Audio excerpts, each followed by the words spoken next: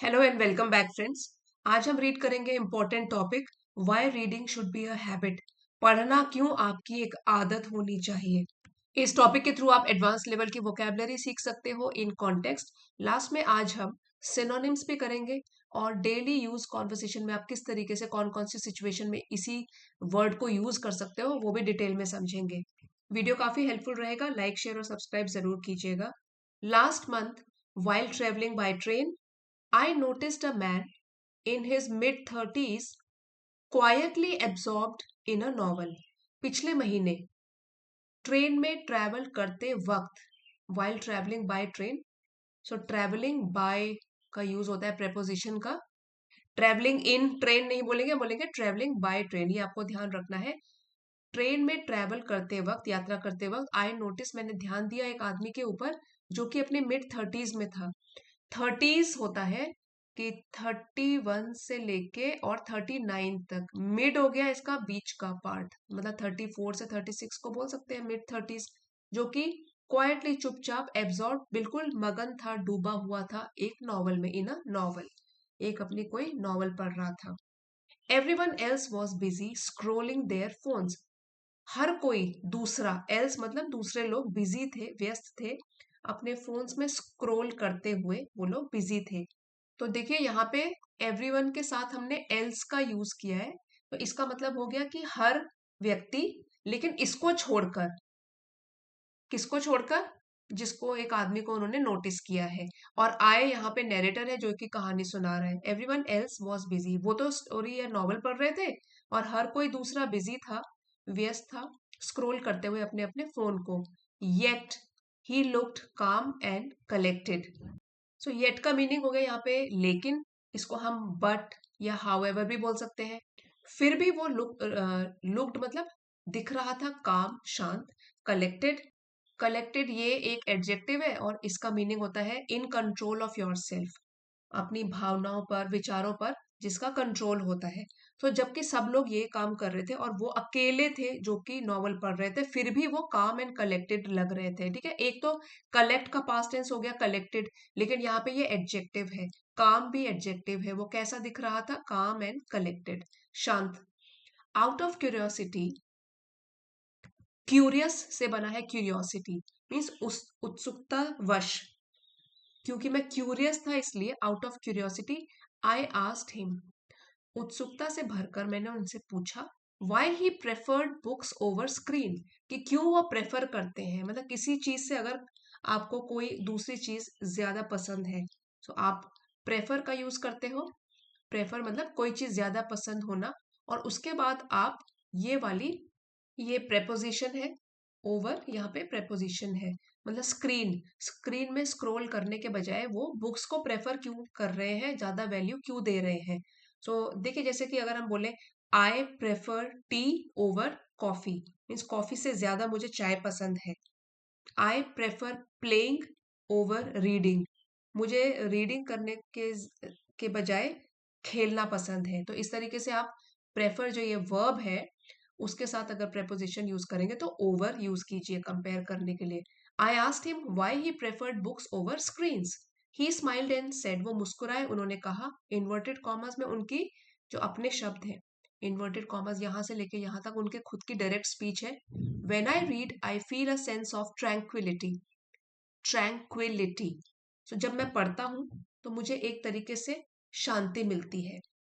तो ट्रैंक्विल से बना है, ट्रैंक्विलिटी ये एक नाउन है, इसका मतलब होता है कामनेस, सेरेनिटी, शांति या स्थिरता। तो आप इसी वर्ड को ऐसे बोल सकते हैं जैसे कि ट्रैंक्विलिटी ऑफ माइंड, दिमाग की शांति। अ ट्रैंक्विल मॉर्निंग ये एडजेक्टिव की तरह यूज हो गया, एक ऐसी मॉर्निंग जो कि बिल्कुल ही शांत थी।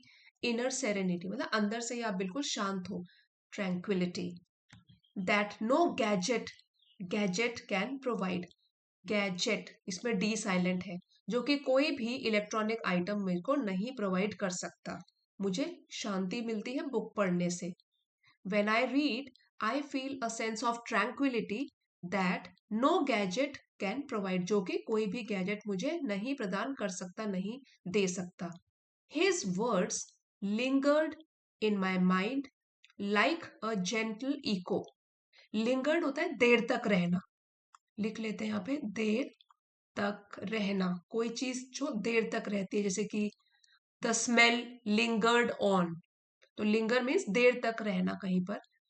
इन माई माइंड, मेरे दिमाग में उनके जो शब्द थे वो बहुत देर तक रहे। लाइक अब यहाँ कंपेयर किया गया है कि उनके शब्द किसकी तरह, लाइक अ जेंटल एको। और एको होता है, इसको गूंज बोलते हैं। जैसे कि अगर आप खाली कमरे में चिल्लाओगे तो आपको कुछ आवाज सुनाई देगी वापस, रिफ्लेक्शन टाइप की, उसको बोलते हैं एको, मीन्स गूंज। एक जेंटल को आप बोल सकते हो सॉफ्ट। तो उनके जो ये वाले वर्ड्स थे मेरे दिमाग में एक गूंज की तरह देर तक रहे, मैं काफी देर तक इसके बारे में सोचता रहा। His words lingered in my mind like a gentle echo, इसको बोलेंगे एको। हिज डमीनर, डमीनर, यहाँ पे स्ट्रेस देंगे हम। हिज डमीनर, ये एक नाउन है और इसका मतलब होता है कि the way a person behaves, he dresses और स्पीक्स या लुक्स, मतलब कि जिस तरीके से वो दिखता है, पूरा उसका जो स्ट्रक्चर होता है, फिजिकल अपीयरेंस, बोलने का तरीका, ठीक है। His demeanour reflected not just peace but also poise, poise, वो कैसा दिख रहा था, क्या दर्शा रहा था उनका डिमीनर, कि सिर्फ शांति नहीं लेकिन पॉइज भी। और पॉइज का मतलब होता है confident way of behaving, balance, composer, संतुलन, आत्मसंयम बोल सकते हैं। अगर कोई व्यक्ति पॉइज्ड है, ठीक है, पॉइज्ड पर्सन, तो इसका मतलब है कि वो कॉन्फिडेंट है और काम, शांत है, ठीक है, सेल्फ एश्योर्ड है। His demeanour reflected not just peace but also poise, something we all crave in this chaotic world। एक ऐसी चीज जो हम लोग, सब लोग, so crave का मतलब हुआ कि हम लोग चाहते हैं। we want something, something that you want, that means you crave। we all crave in this chaotic world, ऐसी दुनिया जो कि बिल्कुल chaotic है, अस्त व्यस्त है, कंप्लीट डिसऑर्डर या कंफ्यूजन, लैक ऑफ ऑर्गेनाइजेशन। तो इस दुनिया में जो कि chaotic है, उसमें हम लोग, सब लोग क्रेव करते हैं, चाहते हैं। क्या दो चीजें चाहते हैं, एक तो पीस, मन की शांति, और पॉइज, एक बैलेंस चाहते हैं, और वो उनके पास था। In that moment I realised that reading does not merely entertain. तो उस पल में, मोमेंट मतलब पल, मैंने एहसास किया, रियलाइज किया, मुझे ऐसे पता चला कि जो रीडिंग है डज नॉट मियरली, केवल हम लोगों को एंटरटेन, मनोरंजन नहीं देती है, अम्यूज नहीं करती है, it enriches life by giving depth and dimension to our thoughts, बल्कि एक तरीके से समृद्ध बनाती है। एनरिच का मतलब होता है क्वालिटी को और भी बेहतर बनाना। सो केवल हमको एंटरटेन, ऐसे नहीं कि हमारा सिर्फ टाइम पास हो रहा है रीड करने से, बल्कि हम समृद्ध भी बन रहे हैं, इम्प्रूव हो रही है हमारी क्वालिटी, लाइफ एनरिचेस, हमारी लाइफ और भी समृद्ध बन रही है, क्योंकि हमारे जिंदगी को एक और गहराई मिल रही है, डेप्थ मतलब गहराई, और डायमेंशन, और हमारे थॉट्स, विचारों को भी एक नया सोचने का नजरिया मिल रहा है, पर्सपेक्टिव मिल रहा है। जब हम पढ़ते हैं तो हम अलग अलग टाइप की चीजों के बारे में सीखते हैं, जैसे हमारा पर्सपेक्टिव बदल जाता है, और अलग अलग कैरेक्टर्स की लाइफ के बारे में जानते हैं, तो एक डेप्थ, गहराई हमारे थिंकिंग में भी आ जाती है। रीडिंग ऑफर्स फार मोर देन नॉलेज, और रीडिंग हमको देती है ज्ञान के अलावा भी बहुत चीजें। फार मोर मीन्स बहुत ज्यादा, और देन कंपैरिजन हो रहा है कि नॉलेज के अलावा भी बहुत सारी चीजें देने के लिए है रीडिंग के पास हम लोगों को।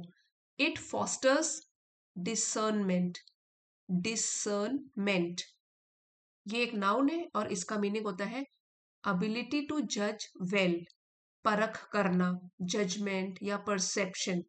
तो ये फॉस्टर्स मतलब बढ़ाता है हमारी जज करने की एबिलिटीज को, द एबिलिटी टू जज वेल। फिर है इम्प्रूव्स कंसंट्रेशन, कंसंट्रेशन होता है हमारा अटेंशन, फोकस में रखना। तो एक तरीके से हमको हमारा फोकस बढ़ाता है।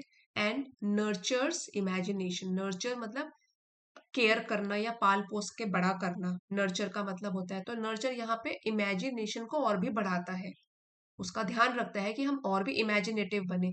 पावर ऑफ क्रिएटिविटी होता है इमेजिनेशन। कि हम अलग अलग सिचुएशंस, अलग अलग कैरेक्टर्स को इमेजिन भी कर सकते हैं। तो एक तरीके से हमारी क्रिएटिविटी बढ़ रही है, कंसंट्रेशन बढ़ रहा है, डिसर्नमेंट बढ़ रहा है, एबिलिटी टू जज वेल। और इन्हीं वर्ड्स को एक बार डिटेल में समझ लेते हैं। डिसर्नमेंट क्या अभी सुना था हमने? जजमेंट या परसेप्शन, हमारा विवेक, सोचने की क्षमता को बढ़ाता है। मॉरल डिसर्नमेंट हो गया, कीन डिसर्नमेंट हो गया, शो साउंड जजमेंट, कि हम सही तरीके से सही गलत के बारे में सोच समझ लेते हैं, डिसर्न कर पाते हैं। फिर था कॉन्सेंट्रेशन, वो तो होता है फोकस बना के रखना, अटेंशन बना के रखना, जैसे कि डीप कॉन्सेंट्रेशन, लूज कॉन्सेंट्रेशन, कि हम खो देते हैं कॉन्सेंट्रेशन, या आपका कॉन्सेंट्रेशन लेवल है क्या, कितना फोकस बना के रख सकते हो। इमेजिनेशन अभी हमने पढ़ा था, क्रिएटिविटी या विजन, जैसे कि आपका इमेजिनेशन जो है बिल्कुल विविड है, क्लियर है, vivid imagination. Spark your imagination is limitless, कोई सीमा ही नहीं है, आप बहुत इमेजिन कर सकते हो। तो इस तरीके से हम डेली कॉन्वर्सेशन में यूज कर सकते हैं। Reading offers far more than knowledge, it fosters discernment, improves concentration and nurtures imagination. Unlike passive scrolling, unlike का मतलब होता है कि इसके ऑपोजिट, इसके विपरीत। पैसिव हो गया कि कोई चीज जो एक्टिव नहीं है, क्योंकि जब हम स्क्रोल कर रहे होते हैं तो हम कुछ भी नहीं सीख रहे हैं, वो हो गया बिल्कुल ही पैसिव, मतलब हमारे दिमाग के अंदर कोई लर्निंग या नॉलेज नहीं जा रही है, तो एक तरीके से ये पैसिव लर्निंग हो गई। लेकिन जब रीड कर रहे हैं तो एक्टिव तरीके से रीड कर रहे हैं, हमारा दिमाग भी वहीं पे फोकस्ड है।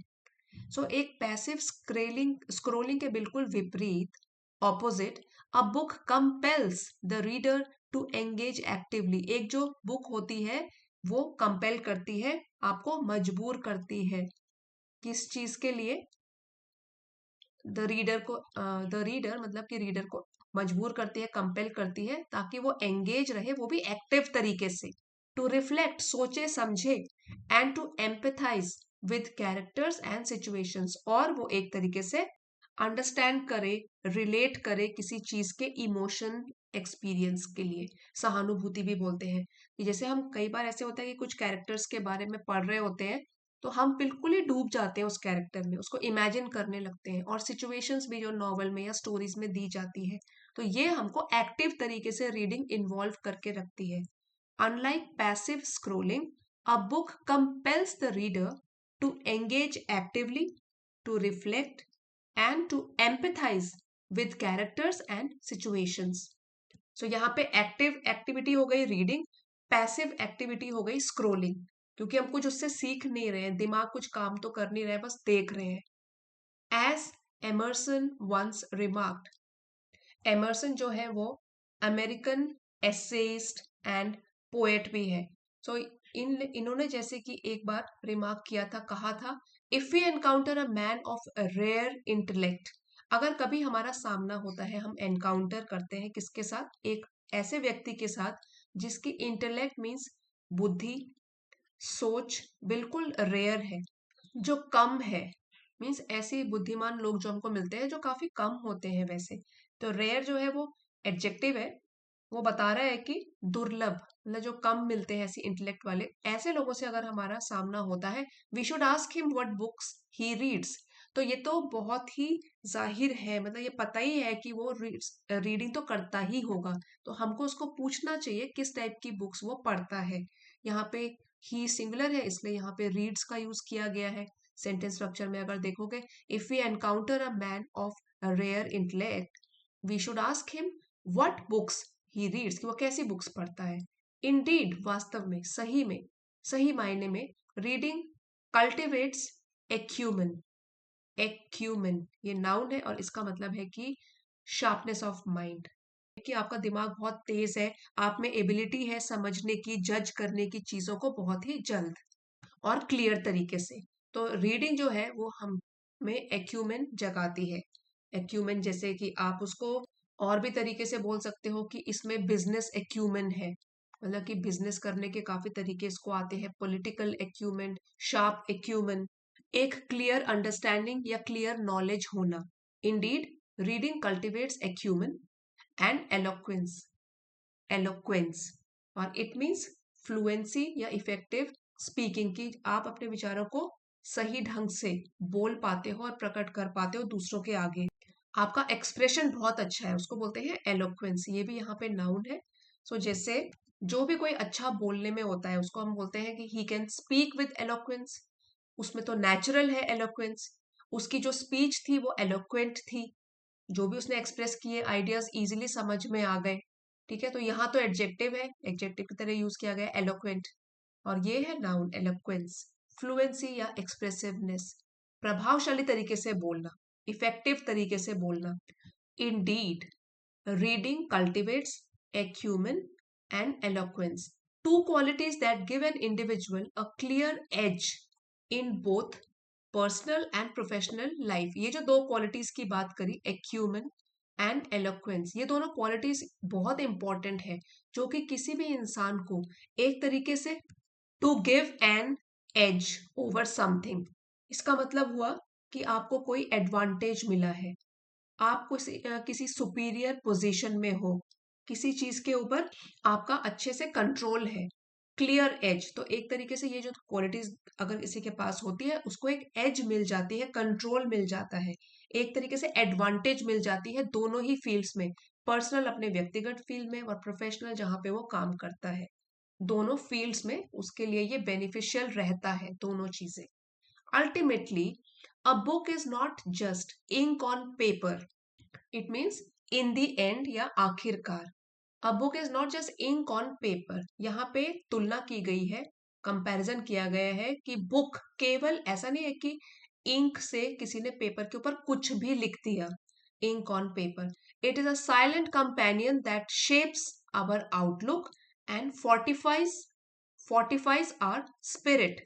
ये तो हमारा एक ऐसा दोस्त है, कंपेनियन मीन्स दोस्त जो चुप रहता है लेकिन फिर भी शेप देता है, एक शेप देता है हमारे आउटलुक। आउटलुक होता है पर्सपेक्टिव या किसी चीज को देखने का नजरिया, और पर्सपेक्टिव और एटीट्यूड बोल सकते हो।